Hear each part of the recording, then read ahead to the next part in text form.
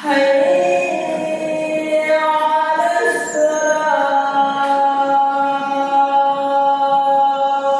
الصلاة حي على الصلاة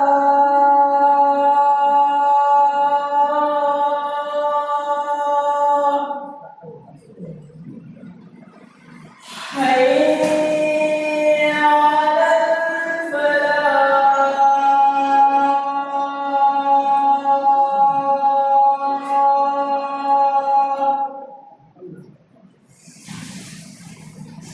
حي على الفلاح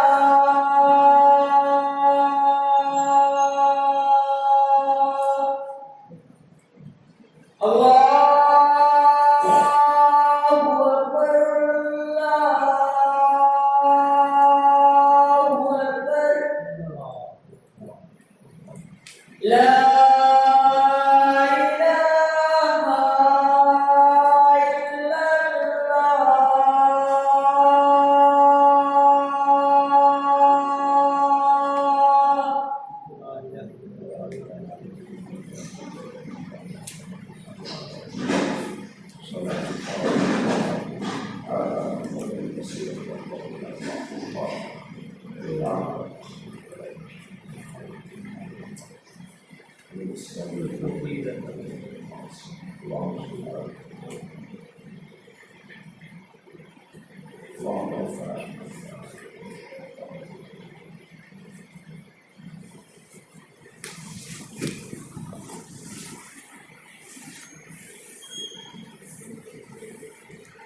إلا الله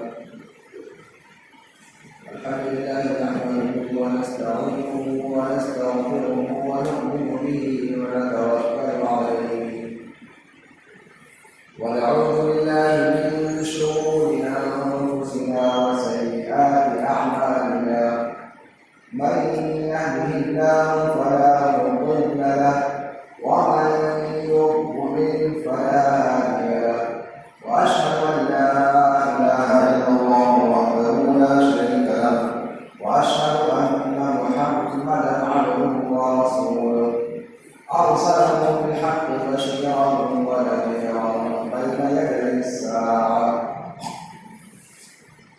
يا ايها الذين امنوا اتقوا الله حق تقاته ولا تموتن الا وانتم مسلمون يا أيها الناس اتقوا ربكم الذي خلقكم من نفس واحدة وخلق منها زوجها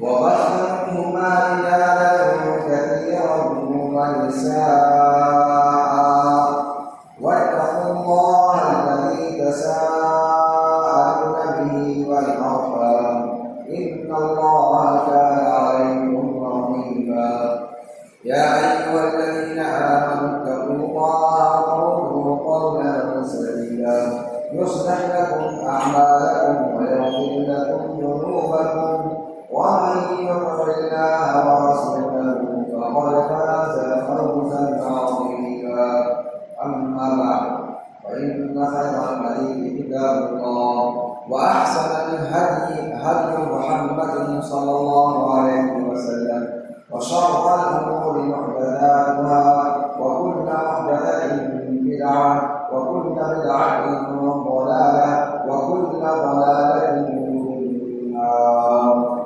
فأعوذ بالله السميع العليم من الشيطان الرجيم من همزه ونفخه ونفخه بسم الله الرحمن الرحيم والفجر وليال عشر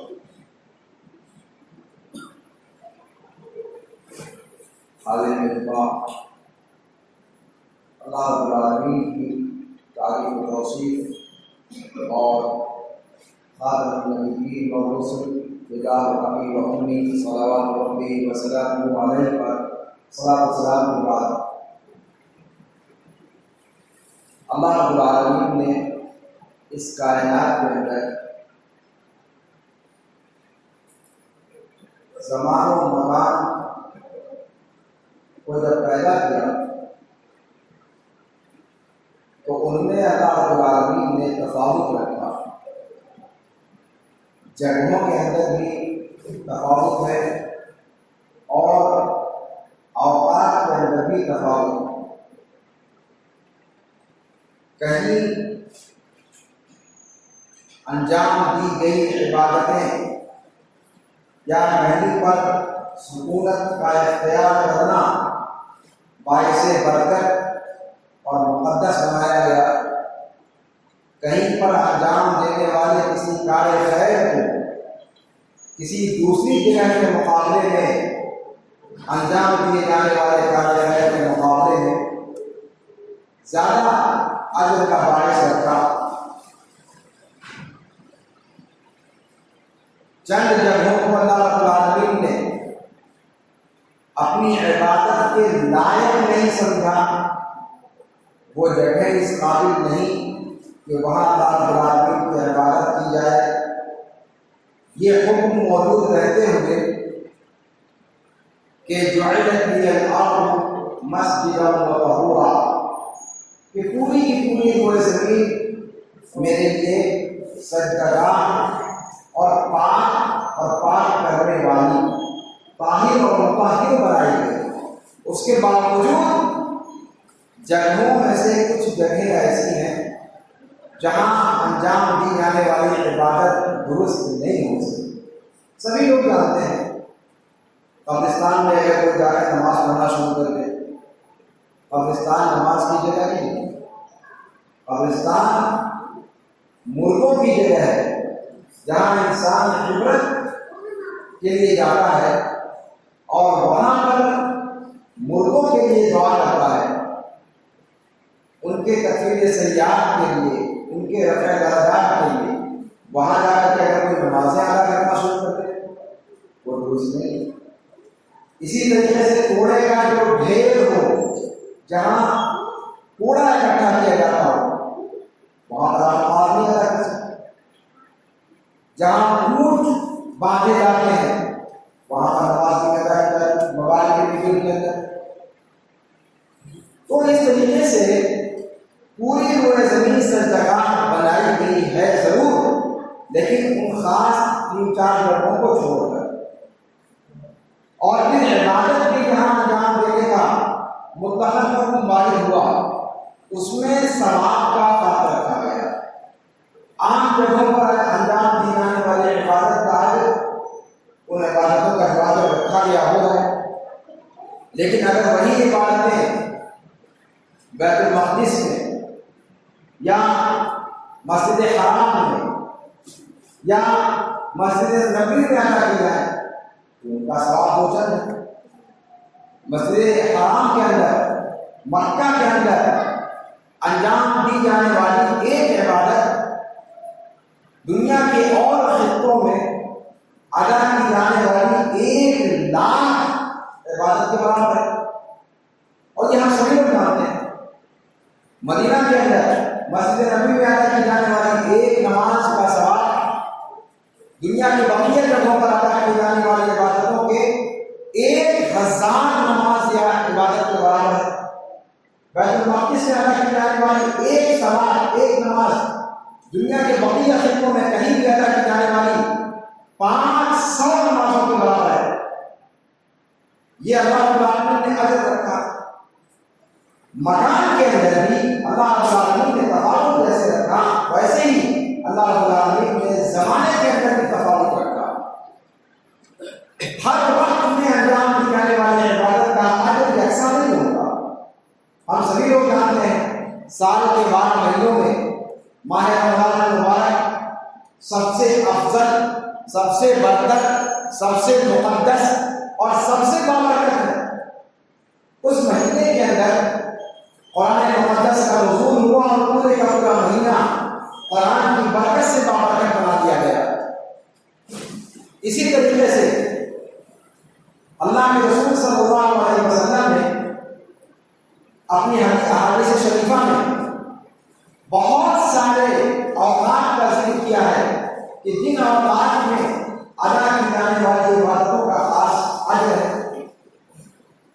آج خطبے کے اندر جو آیت کریمہ تلاوت کی ہے آپ کے سامنے، اس میں اللہ رب العالمین صلاۃ الفجر کی قسم کھاتا ہے، فرماتا ہے والفجر وليال عشر، قسم ہے صلاۃ فجر کی اور قسم ہے 10 راتوں کی۔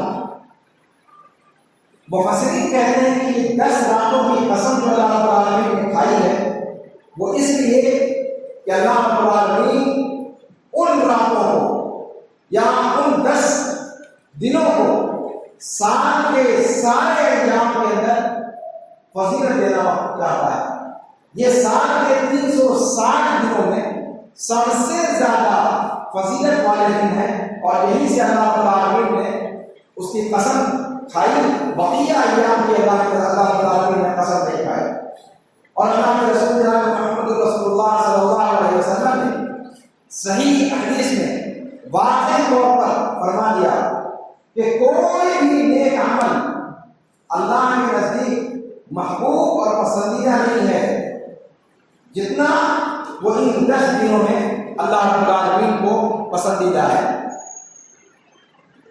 اور کوئی عمل اس سے افضل نہیں ہو سکتا، الا یہ کہ کوئی اللہ کے راستے میں قتال کرنے کے لیے نکلا ہو اور اپنے مال کو بھی اللہ کے راستے میں قربان کر دیا اور اپنی جان کا نذرانہ بھی اللہ کے راستے میں دے دیا۔ اس بندے کو چھوڑ دیں تو اس کے علاوہ دنیا میں کوئی عمل ایسا نہیں جو ان 10 دنوں میں انجام دیے ہوئے اعمال کے اجر کا مقابلہ کر سکے۔ صحیح حدیث کے اندر اللہ کے رسول صلی اللہ علیہ وسلم نے ارشاد فرمایا۔ اور یہ 10 دن کون سے ہیں؟ یہ 10 دن وہی ہیں جو عنقریب ہم پر سایہ فلک ہونے والے ہیں۔ ذی الحجہ کے شروع کے 10 دن بقرعید کا جو تہوار ہمارا آ رہا ہے، اس بقرعید کے مہینے کے شروع کے ایام پہلی تاریخ سے لے کر اور 10 تاریخ پر 13 تاریخ تک یہ جو ایام ہیں یہ سال کے بہترین ایام ہیں اور سب سے زیادہ فضیلت والے ایام ہیں۔ مفسرین نے اس بات کی صراحت کی ہے کہ قرآن کریم نے جن 10 راتوں کی قسم کھائی ہے ان سے مراد ذی الحجہ کے یہ 10 دن ہیں۔ اللہ رب العالمین نے ان ایام کی قسم کھائی۔ محققین علماء اس بات پر گفتگو کرتے ہوئے کہ اللہ رب العالمین نے امت محمدیہ کو اس قدر کیوں نوازا ہے، اس کی حکمت کیا ہے۔ اللہ رب العالمین نے امت محمدیہ کے اندر ایک ایسی رات اتاری جس کی ایک رات کی عبادت 1000 مہینوں کی عبادت سے بہتر ہے۔ ایک رات چند گھنٹوں پر مشتمل ہوتی ہے، بہت بڑا اجر ہے، نہایت عظیم اجر ہے۔ تو اس قسم کے جو اللہ رب العالمین نے ثواب رکھے ہیں ان کی حکمت پر گفتگو کرتے ہوئے کہتے ہیں کہ اللہ رب العالمین نے امت محمدیہ کی عمریں کم رکھی۔ عمریں بہت مختصر ہیں، 60 اور 70 کے درمیان نپٹ جاتے ہیں عام طور پر۔ کم ہی لوگ ایسے ہیں جو 60-70 سے متجاوز ہو کر معمرین میں سے بنتے ہیں، یا 80 یا 90 یا بھی شتک پار کرتے ہیں۔ چند افراد ہوتے ہیں جو اس عدد کو چھو پاتے ہیں، ورنہ عام طور پر اگر آپ ریشیو دیکھیں تو 60 اور 70 کے بیچ میں امت محمدیہ کی عمریں اللہ رب العالمین نے رکھی ہیں۔ تو محققین علماء کہتے ہیں کہ یہی وجہ ہے، اور اس امت کو اللہ رب العالمین نے ساری امتوں پر فوقیت دی ہے۔ وَكَذَلِكَ جَعَلْنَاكُمْ أُمَّةً وَسَطًا لِتَكُونُوا شُهَدَاءَ عَلَى النَّاسِ۔ اللہ رب العالمین نے اے امت محمدیہ تمہیں درمیان کی امت بنایا، اور اس لیے تاکہ تم آدم سے لے کر قیامت تک کے لوگوں پر گواہ کے طور پر پیش کی جاؤ قیامت کے دن۔ یہ شرف، یہ مقام، یہ رتبہ اللہ رب العالمین نے امت محمدیہ کو بخشا ہے۔ اب کسی کو کوئی اسٹیٹس یا مقام یوں ہی تو نہیں مل جاتا، اس کے لیے کچھ تقوی کرنی پڑتی ہے۔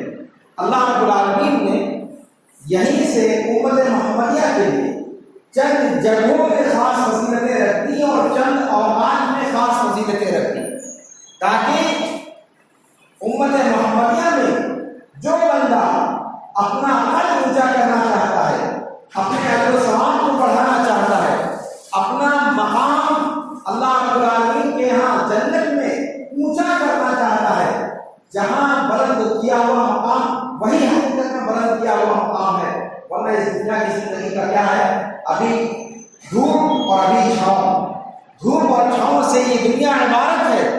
اس دنیا کی سردی اور گرمی، اس دنیا کے مسائل اور آداب، اس دنیا کی نعمتیں اور الفتیں، یہ اللہ رب العالمین کے یہاں جو ہمیں ملنے والی ہے چیزیں، جو زندگی ملنے والی ہے، اس کا اگر اعتبار کر دیا جائے تو ان کی کوئی حقیقت نہیں ہے۔ اور یہاں سے اللہ کے نیک بندے وہ ان جگہوں اور ان اوقات کی تلاش میں رہتے ہیں اور وہ کوشش کرتے ہیں کہ کم وقت میں زیادہ فائدہ کیسے اٹھایا جائے۔ اور ہم میں سے اکثر لوگ تاجر ہیں، اور تاجر برادری سے زیادہ نفع اور نقصان اور گھاٹا اور فائدہ، اس سے زیادہ کوئی اور برادری نہیں ہے جو اس بھاشا کو سمجھ سکتی ہے۔ محققین علماء کہتے ہیں کہ اللہ رب العالمین نے انہی کی زبان میں ان کو یہ چیز سمجھائی کہ جیسے تجارت کا موسم آتا ہے، آپ دکاندار ہیں، سال کے چند ایام ایسے ہوتے ہیں، مواسم ایسے ہوتے ہیں کہ جس میں بکری بہت زیادہ ہوتی ہے، جس میں مارکیٹ اٹھان پر ہوتی ہے، جس میں بازار میں بے انتہا نفع ہوتا ہے، وہ چند ایام ہوتے ہیں، اور وہ ایام سارے کے سارے دکاندار کوشش کرتے ہیں کہ سال بھر کا منافع وہ ان چند ایام میں یا چند موقعوں پر اٹھا لیں، حاصل کر لیں۔ دنیا کے لیے ہمارا ذہن اتنا کام کرتا ہے، یہی تھیوری اللہ رب العالمین نے آخرت کے لیے استعمال کی، وہاں ہماری یہ ذہنیت کہاں چلی جاتی ہے؟ وہاں پر یہ ہمارا مزاج کہاں چلا جاتا ہے؟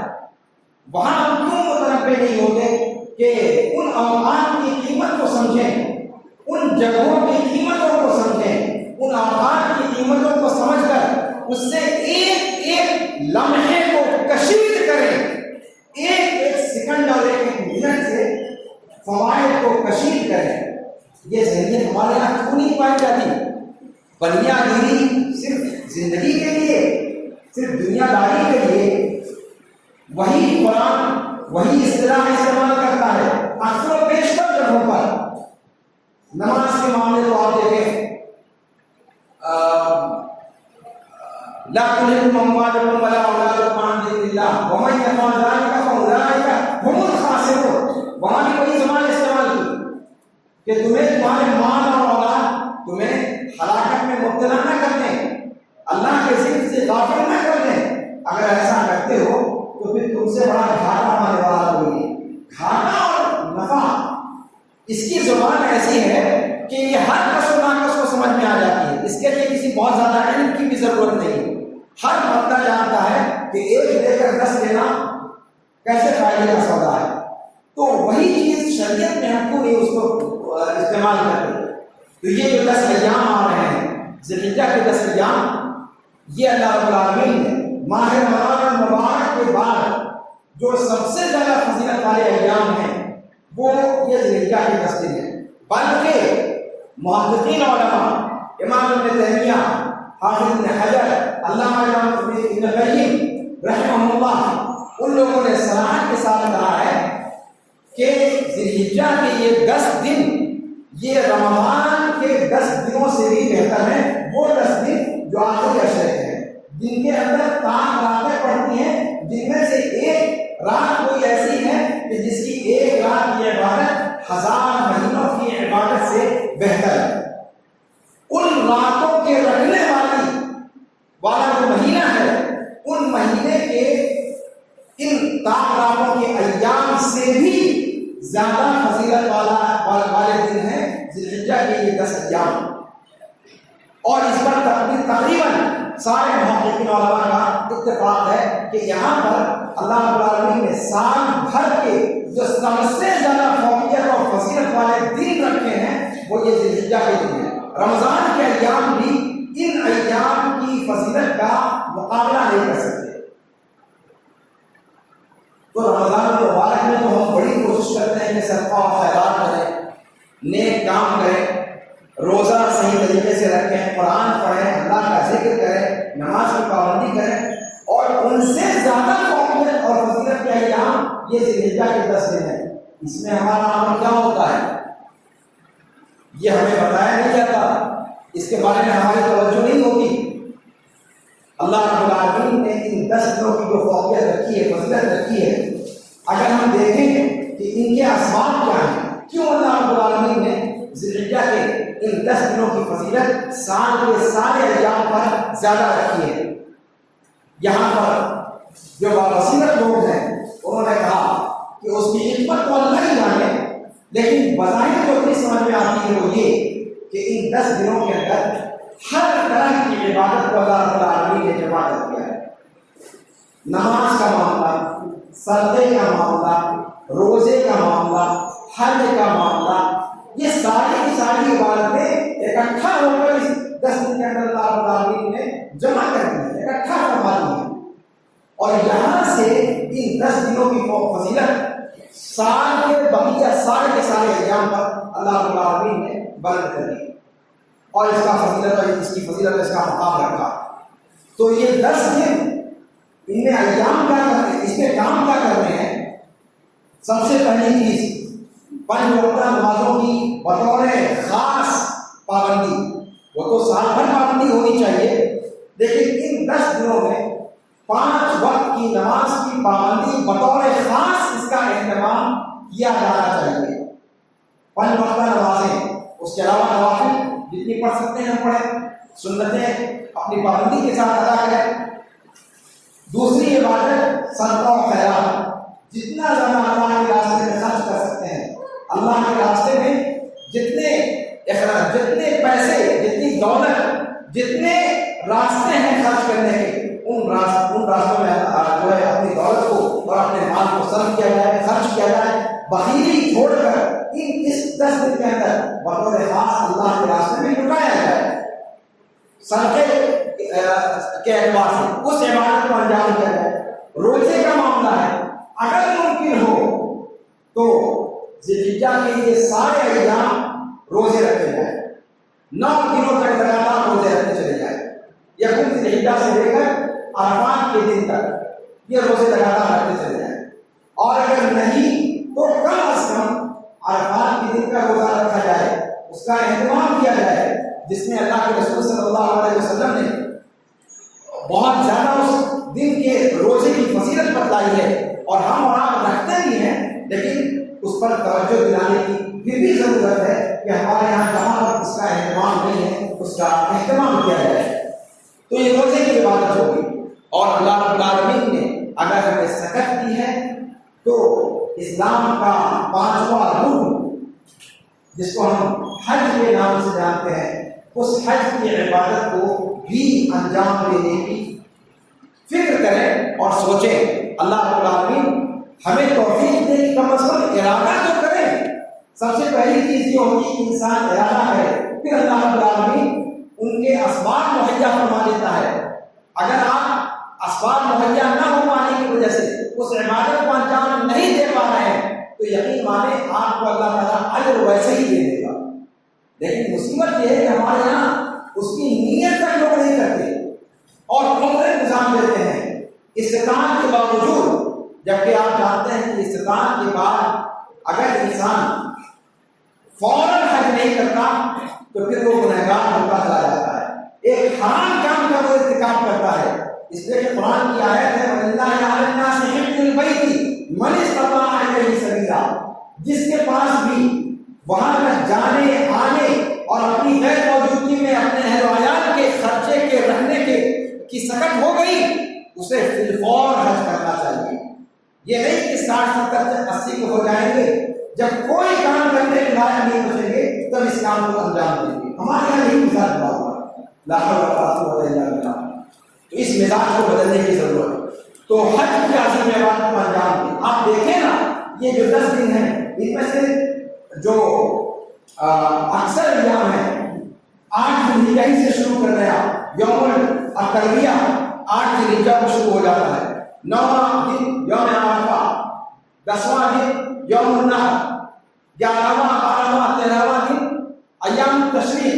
یعنی یہ سارے کے سارے ایام ان کے خاص نام رکھے گئے ہیں ان کے خاص اعمال کے اعتبار سے. اور یہ سارے کے سارے ایام اللہ رب العالمین کا ذکر و اذکار کرنے کے ایام ہیں. صحابہ کرام رضوان اللہ علیہ اجمعین کے بارے میں آتا ہے کہ جب ذی الحجہ کا چاند نکل جاتا تھا تو وہ گلیاروں میں، بازاروں میں اور چوکوں پر نکل پڑتے تھے اور بلند آواز سے تکبیریں پکارتے تھے. اللہ اکبر لا الہ الا اللہ اللہ اکبر وللہ الحمد. اور ان تکبیروں سے مدینے کے بچے سمجھ جایا کرتے تھے کہ ذی الحجہ کا چاند نکل آیا ہے. کہاں ہے یہ سب عادتیں ہمارے یہاں؟ کیوں نہیں ہیں؟ اللہ رب العالمین کے ذکر و اذکار کو بلند کیا جائے.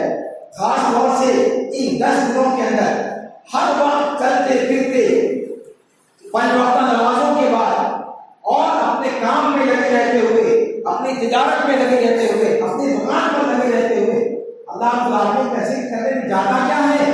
آپ اپنے کام کو انجام دے رہے ہیں، آپ اپنے کام کو انجام دیں. ساتھ میں ذکر و اذکار سے آپ کی زبان کر رہے. لا یزال لسانک رطبا بذکر اللہ. اللہ کے رسول صلی اللہ علیہ وسلم نے یہ ہدایت کی ہے کہ اے امتیو اپنی زبان کو ہمیشہ اللہ کے ذکر سے تر رکھو. اور خاص طور سے ان مواسم میں، ان ایام میں کہ جن ایام میں اللہ کے یہ جو ذکر اللہ کے رسول صلی اللہ علیہ وسلم نے کہا ہے. آپ حج کے سیاق میں دیکھیں اللہ کے رسول صلی اللہ علیہ وسلم نے بتایا کہ یہ سارے کے سارے ایام اللہ کے ذکر کو بلند کرنے کے لیے ہیں. اللہ رب العالمین کے ذکر و اذکار کو، اللہ رب العالمین کے تذکرے کو، تکبیر کو، تحلیل کو، حوقلہ کو، سبحان اللہ، الحمدللہ، لا الہ الا اللہ، اللہ اکبر، لا حول ولا قوت الا باللہ. ہم میں سے کون ہے جو اس کو یاد نہیں رکھتا؟ لیکن مصیبت یہ ہے کہ اس کا اہتمام نہ ہم کرنا چاہتے ہیں اور نہ کروانا چاہتے ہیں.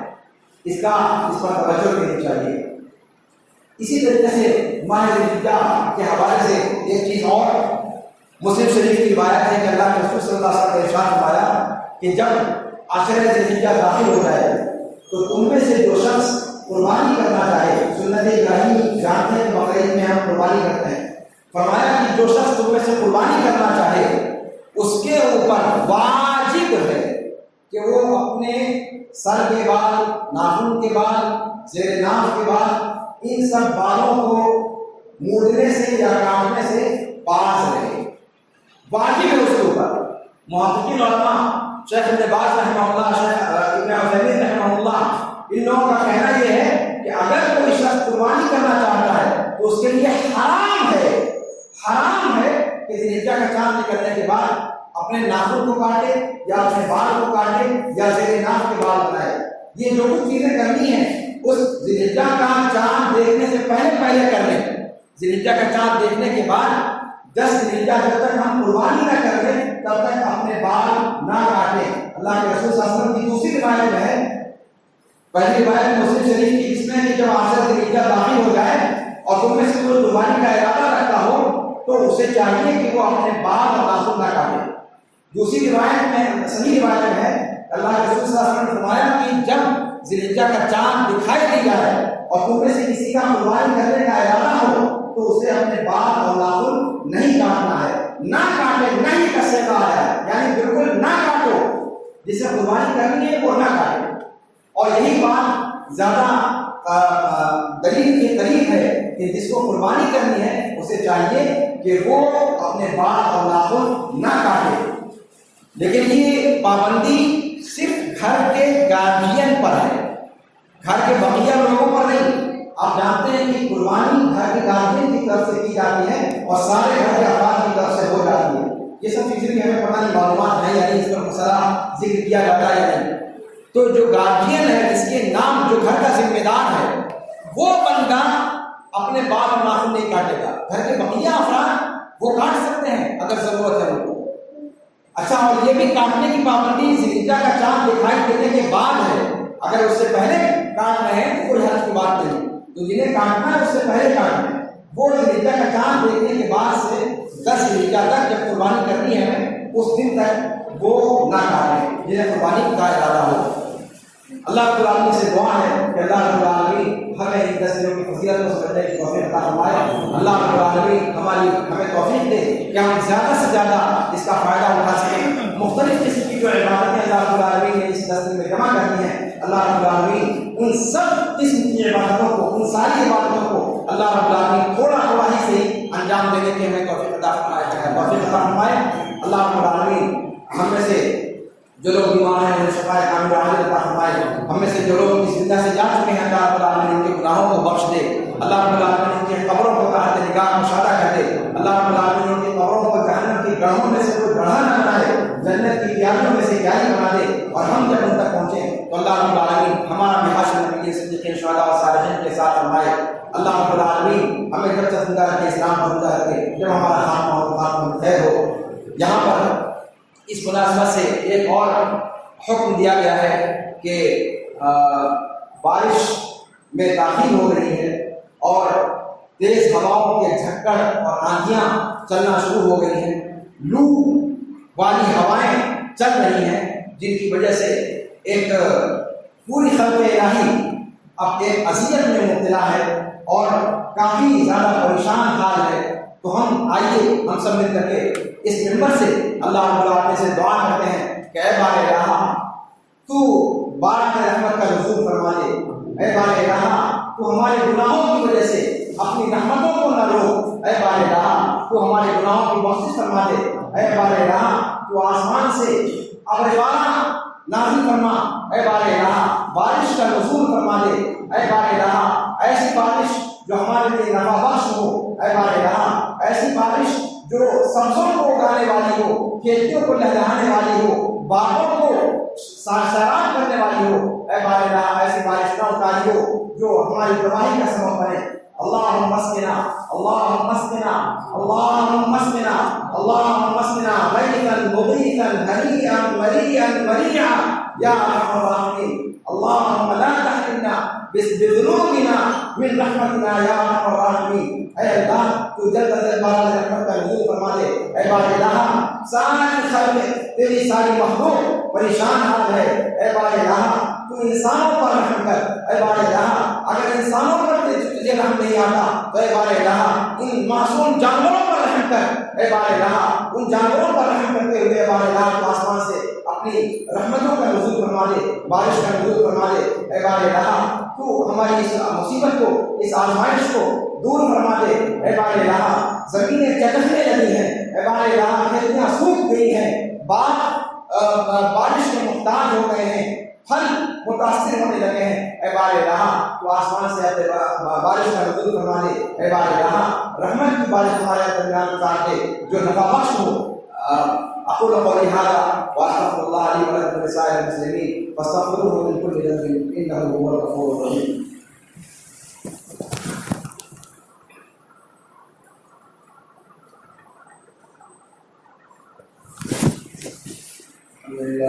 الحمدللہ نحمده ونستعینه ونستغفره ونؤمن به ونتوکل علیہ ونعوذ باللہ من شرور انفسنا وسیئات اعمالنا من يهده الله فلا مضل له ومن يضلل فلا هادي له واشهد ان لا اله الا الله وحده لا شريك له واشهد ان محمدا عبده ورسوله ان الله وملائكته يصلون على النبي يا ايها الذين امنوا صلوا عليه وسلموا تسليما وقال النبي صلى الله عليه وسلم من صلى عليه واحده صلى الله عليه بها عشرا اللهم صل على محمد وعلى ال محمد كما صليت على ابراهيم وعلى ال ابراهيم انك حميد مجيد اللهم بارك على محمد وعلى ال محمد كما باركت على ابراهيم وعلى ال ابراهيم انك حميد مجيد عباد الله رحمكم الله ان الله يامر بالعدل والاحسان وايتاء ذي القربى وينهى عن الفحشاء والمنكر والبغي يعظكم لعلكم تذكرون واذكروا الله يذكركم وادعوه يستجب لكم ولذكر الله اكبر والله يعلم